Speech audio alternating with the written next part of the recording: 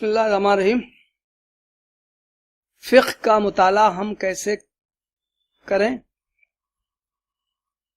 عام طور سے یہ سوال مختلف لوگ کرتے ہیں اور اس سلسلے میں اپنے الجھن کا اظہار کرتے ہیں۔ فقہ کا مطالعہ کرنے کے سلسلے میں چند بنیادی باتیں ہیں جن کو اگر ہم اپنے سامنے رکھیں تو اس کا مطالعہ کرنے میں ہمیں دشواری نہیں ہوگی۔ سب سے پہلا سوال ہے فقہ کہتے کسے؟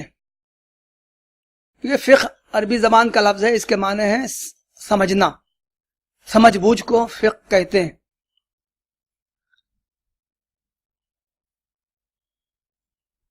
اس لفظ کا استعمال قرآن کریم میں بھی آیا ہے، حدیث میں بھی آیا ہے۔ سورہ التوبہ میں آیا ہے، اللہ تعالیٰ تو فرماتا ہے کہ مسلمانوں کے مختلف گروہوں میں سے کچھ لوگ کیوں نہیں نکلے اللہ کی راہ میں۔ اس میں کہا گیا ہے کہ لِيَتَفَقَّهُوا فِي الدِّينِ، ان کے نکلنے کا مقصد یہ ہو کہ وہ دین کی سمجھ حاصل کریں۔ اسی طرح ایک حدیث میں ہے کہ اللہ کے رسول نے فرمایا مَن يُرِدِ اللَّهُ بِهِ خَيْرًا يُفَقِّهُ فِي الدِّينِ، اللہ تعالیٰ جس شخص کے ساتھ بھی بھلائی کا معاملہ کرنا چاہتا ہے اس کو دین کی سوجھ بوجھ عطا کرتا ہے۔ حضرت عبداللہ ابن عباس رضی اللہ عنہ مشہور صحابی ہیں، اللہ کے رسول صلی اللہ علیہ وسلم کو بہت عزیز تھے۔ ان کے لیے اللہ کے رسول صلی اللہ علیہ وسلم نے دعا فرمائی اللہم فقہہ فی الدین، اے اللہ تعالیٰ تو اس کو دین کی سمجھ عطا فرما۔ اس سے معلوم ہوتا ہے کہ فقہ کے معنی ہیں دین کی سمجھ بوجھ حاصل ہونا۔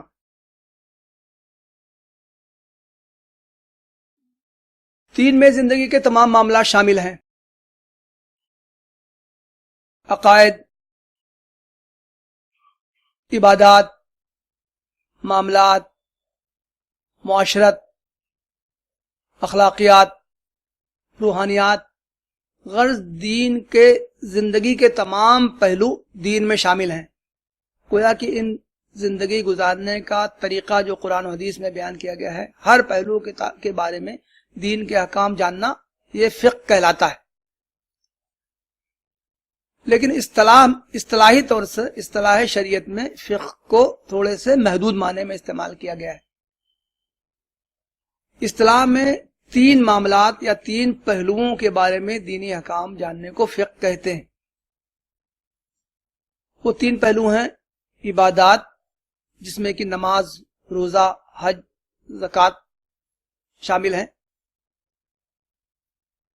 معاشرت، جس میں نکاح، طلاق، وراثت، اس طرح کے معاملات شامل ہیں۔ اور تیسرا پہلو ہے معاملات، جس میں کہ تجارت، ودیعت، لین دین اور دوسرے معاملات شامل ہیں۔ تو گویا کہ عبادات، معاشرت اور معاملات، ان تین پہلوؤں، ان تین باتوں کے مجموعے کو فقہ کہا جاتا ہے۔ فقہ کے مصادر کیا ہیں، سورسز کیا ہیں جن سے کہ ہم فقہ کا علم حاصل کر سکتے ہیں؟ فقہ کے بنیادی مصادر دو ہیں، قرآن اور حدیث۔ ہم سب جانتے ہیں کہ بہت سے معاملات کی صراحت قرآن کریم میں کر دی گئی ہے۔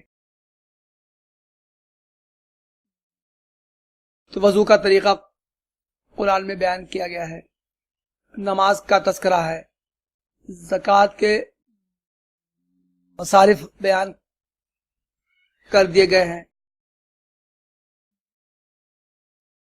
کہ وراثت کی بہت سی قسمیں و تقسیمیں اور کس مستحقین وراثت کون کون ہیں، ان کو کتنا حصہ ملے گا، یہ باتیں بیان کر دی گئی ہیں۔ غرض بہت سے معاملات کی صراحت، جزیات بھی قرآن کریم میں مذکور ہے۔ کچھ موضوعات ایسے ہیں جن کا تذکرہ قرآن کریم میں نہیں آیا ہے، ان کی تشریح اور تفصیل حدیث میں موجود ہے. مثلا حدیث میں نماز کے اوقات کا بیان ہے، نماز کے طریقوں کا بیان ہے، کس نماز میں کتنے رکعتیں پڑھی جائیں گی اس کا بیان ہے. اللہ کے رسول صلی اللہ علیہ وسلم نے وہ باتیں بتائی بھی ہیں اور ان پر عمل کر کے بھی دکھایا ہے.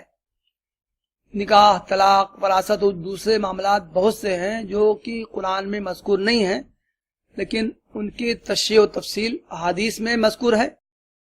اللہ کے رسول صلی اللہ علیہ وسلم کے ارشادات میں ان کا بیان ہے، اور کچھ معاملات ایسے ہیں جن پر آپ نے عمل کر کے دکھایا ہے، یا صحابہ کرام نے آپ کے سامنے عمل کیا ہے، آپ نے اس پر خاموشی اختیار کی ہے. تو گویا کہ قرآن اور حدیث سے ہم بہت سے معاملات جو ہیں ان کے احکام معلوم کر سکتے ہیں. لیکن بہت سے باتیں ایسے ہیں جن کا کہ قرآن و حدیث میں تذکرہ نہیں ہے، تو علماء نے قرآن اور حدیث کی روشنی میں احکام کا استنباط کیا ہے. اس کو قیاس کہا جاتا ہے. قیاس کیا ہے؟ قیاس یہ ہے کہ نئے نئے مسائل جو پیش آتے ہیں ان کے بارے میں شریعت کا حکم معلوم نہیں ہے، ان مسائل میں شریعت کا حکم جاننے کے لیے اس کو قیاس کیا جائے ان مسائل پر جن کا حکم شریعت میں معلوم ہے.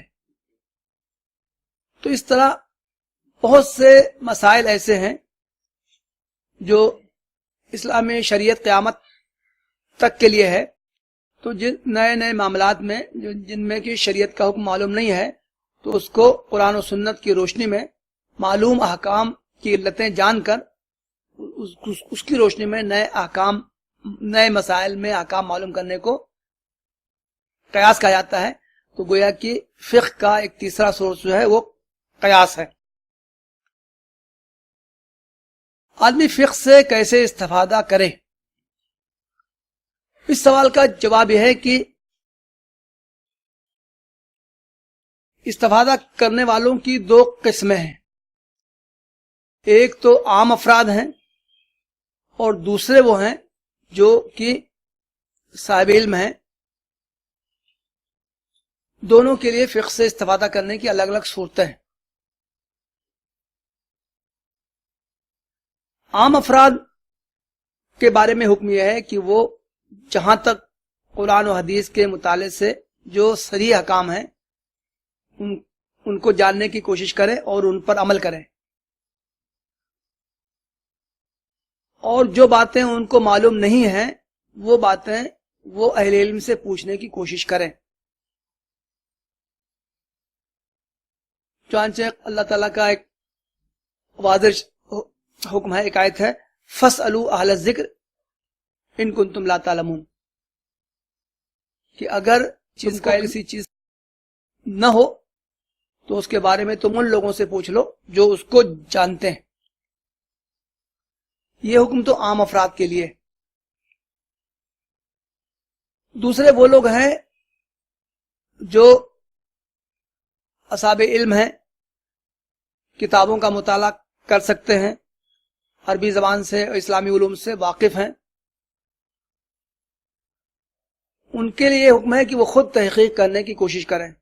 کوئی جب مسئلہ پیش آئے جس کا حکم انہیں معلوم نہ ہو تو شریعت کے مصادر کو دیکھیں، قرآن کا مطالعہ کریں، احادیث کی کتابوں کا مطالعہ کریں.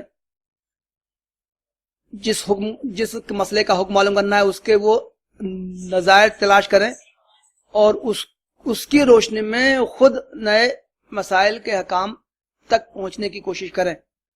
تو گویا کہ افراد کے درجے الگ الگ ہیں.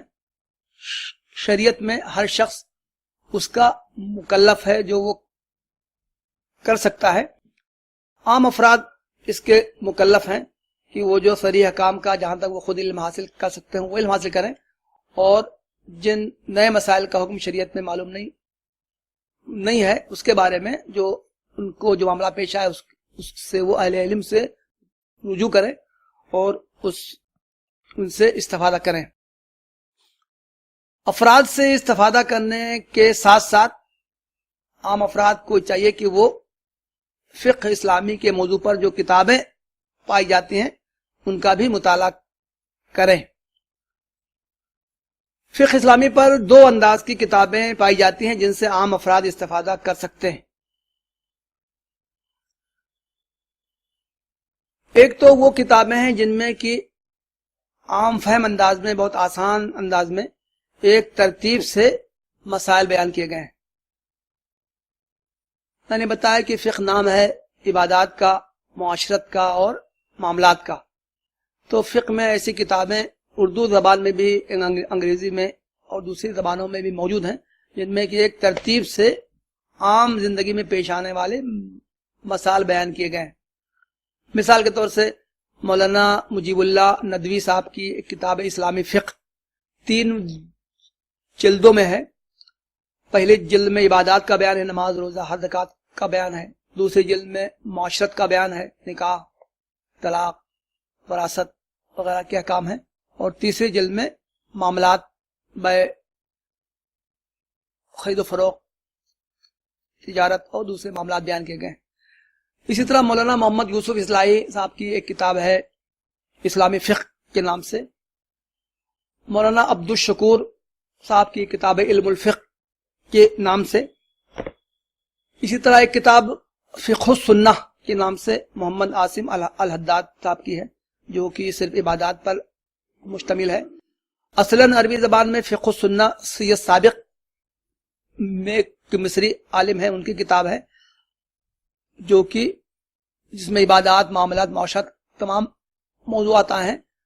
اس کتاب کا بھی اردو میں ترجمہ ہو رہا ہے، 2 جلدیں شائع ہو گئی ہیں۔ تو ہم ان فقہ کی ان عام کتابوں سے استفادہ کر سکتے ہیں۔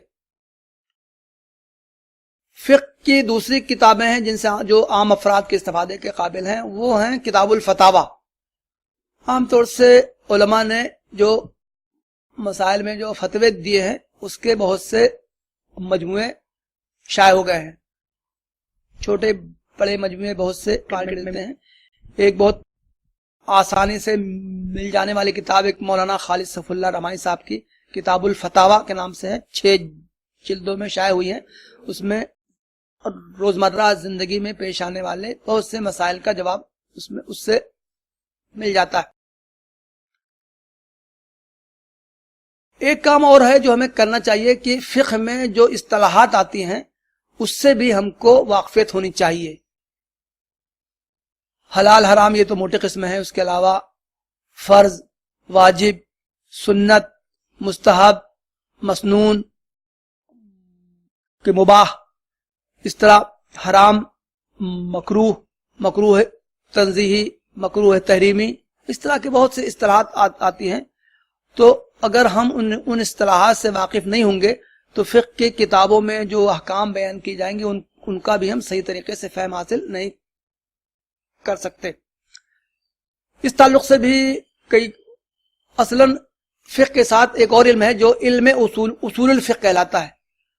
فقہاء نے یہ بیان کیا ہے کہ نئے نئے مسائل کا استنباط کیسے کیا جائے، اس تعلق سے انہوں نے ایک علم ڈیولپ کیا ہے جس کو اصول الفقہ کہلاتا ہے۔ اصول الفقہ کے موضوع پر جو کتابیں ہیں ان میں ان اصطلاحات کا بیان بہت تفصیل سے ہوتا ہے، اور ان اصطلاحات کے فہم سے ہم پھر فقہ کی کتابوں کا مطالعہ کرنے میں ہم کو بہت آسانی ہوگی۔ فقہ کی عام کتابیں یا فتاوی کی عام کتابیں جو ہیں، ایک تو ہیں جو کہ وہ کتابیں ہیں جو کئی جلدوں میں ہوتی ہیں، ان میں بیان مسائل کا ایک تسلسل سے ہوتا ہے، لیکن اب مارکیٹ میں بہت سی ایسی کتابیں ابھی آ گئی ہیں جو کسی ایک جز پر مشتمل ہوتی ہیں۔ مثال کے طور سے کتاب الصلاۃ، زکوٰۃ کے احکام، حج و قربانی کے احکام، نکاح کے احکام، طلاق کے احکام، اس طرح کے الگ الگ موضوع پر بھی کتابیں مارکیٹ میں کثرت سے آ گئی ہیں اور عام افراد ان سے بھی استفادہ کر سکتے ہیں۔ ایک موضوع جو اکثر لوگوں کو پریشان کرتا رہتا ہے کہ ہم کس مسلک پر عمل کریں اور کس مسلک پر عمل نہ کریں۔ عام طور سے مسالک کا صحیح فہم نہ ہونے کی وجہ سے بھی لڑائی جھگڑے ہوتے رہتے ہیں. عام طور سے آئے دن یہ خبریں آتی رہتی ہیں کہ اہل حدیث مسلک ہے, حنفی مسلک ہے یا دوسرے مسالک ہیں, مسالک کے لوگوں میں آپس میں چھوٹی چھوٹی باتوں پر لڑائی جھگڑا ہوتا ہے, مار کے گرم ہوتے ہیں, حتیٰ کہ مساجد میں بھی مار پیٹ, حتیٰ کہ قتل تک کی نوبت آ جاتی ہے. اصلاً اگر ہم ان مسالک کے کا صحیح فہم ہمیں حاصل ہو تو ہم یہ لڑائی جھگڑے کی نوبت نہیں آئے گی. ہم سمجھتے ہیں کہ ایک مسلک حق ہے, باقیہ تمام مسالک باطل ہے. جس مسلک پر ہم عمل کر رہے ہیں وہ صحیح ہے اور بقیہ تمام مسالک غلط ہیں. جب یہ تصور پیدا ہوتا ہے تو آدمی کے اندر اشتعال پیدا ہوتا ہے, غصہ آتا ہے, اور کہتا ہے کہ نہیں, ہم جو کر رہے ہیں وہی صحیح ہے, بقیہ دوسرے تمام لوگ غلط پر ہیں تو غلط کر رہے ہیں. یہ ذہنی رجحان آدمی کو لڑائی جھگڑے پر آمادہ کرتا ہے. فقہ کے بارے میں اصول یہ ہے, تمام فقہا, امام ابو حنیفہ, امام مالک, امام شافعی, امام احمد اور دوسرے تمام فقہا نے فقہ کے بارے میں یہ بات کہی ہے, قرآن و حدیث کی روشنی میں ہم نے مسائل کا استنباط کیا ہے. جو بات ہم نے کہی ہے ہم سمجھتے ہیں کہ وہ بات صحیح ہے, لیکن ہماری بات میں غلطی کا احتمال ہے. دوسرے عالم نے, دوسرے فقیہ نے جو بات کہی ہے اس کو ہم مناسب نہیں سمجھتے ہیں, لیکن اس کا احتمال ہے کہ اس کی بات صحیح ہو. اس کو دوسرے الفاظ میں یوں کہا جاتا ہے کہ میں جو بات کہہ رہا ہوں اس کو میں افضل سمجھتا ہوں, دوسرے کی بات غلط نہیں ہے لیکن اس کو میں غیر افضل سمجھتا ہوں. اگر ہم ان تمام مسالک کو افضل اور غیر افضل کی روشنی میں دیکھیں گے تو سارے اختلافات ختم ہو جائیں گے. بعض علماء نے مسالک کے اس اختلاف کو ختم کرنے کی بھی کوشش کی ہے. اس تعلق سے ابھی حال میں ایک نئی کتاب نماز کے موضوع پر ہمارے دوست ڈاکٹر محی الدین غازی صاحب کی آئی ہے, نماز کے اختلافات کا حل. اس کتاب کا خلاصہ ہی ہے, انہوں نے یہ بیان کیا ہے کہ نماز میں جتنے اختلافات پائے جاتے ہیں, اور شریعت کے بیشتر مسائل میں صرف نماز ہی وہ موضوع ہے جس میں بہت زیادہ اختلافات ہیں. دوسرے موضوعات پہ زکوٰۃ, روزہ, حج اور دوسرے موضوعات پہ فقہا کے درمیان اختلافات بہت کم ہیں. نماز ہی کا ایسا موضوع ہے, بہت زیادہ اختلافات ہیں. لیکن انہوں نے اپنے اس کتاب میں دکھایا ہے جتنے اختلافات ہیں, جتنی آراء پائی جاتی ہے, شریعت میں اس کی کوئی نہ کوئی اصل موجود ہے اور اس پر صحابہ کے زمانے سے اس پر عمل ہوتا رہا ہے. اس تعلق سے ایک کتاب کا بھی میں حوالہ دوں گا. ایک قدیم عالم ہے علامہ ابن رشد, انہوں نے ایک کتاب لکھی ہے بدایت المجتہد. وہ خود مالکی فقہ کے عالم تھے, لیکن انہوں نے اپنی اس کتاب میں چاروں ائمہ, ہر مسئلے میں چاروں ائمہ کی رائے دی ہے, اور ان ہر امام کی دلیل کیا ہے, قرآن سے دلیل کیا ہے, حدیث سے دلیل کیا ہے, اور عقلی دلیل کیا ہے, انہوں نے اس کتاب میں ہر رائے کی دلیل بھی دی ہے. اگر ایسی کتابوں کا ہم مطالعہ کریں تو ہمارے ذہن میں وسعت پیدا ہوگی اور ہم یہ حق و باطل کی جنگ سے بچ جائیں گے. یہ بدایت المجتہد کا اردو زبان میں بھی ترجمہ ہو گیا ہے, ایسی کتابوں سے ہم استفادہ کر سکتے ہیں. وآخر دعوانا الحمدللہ رب العالمین.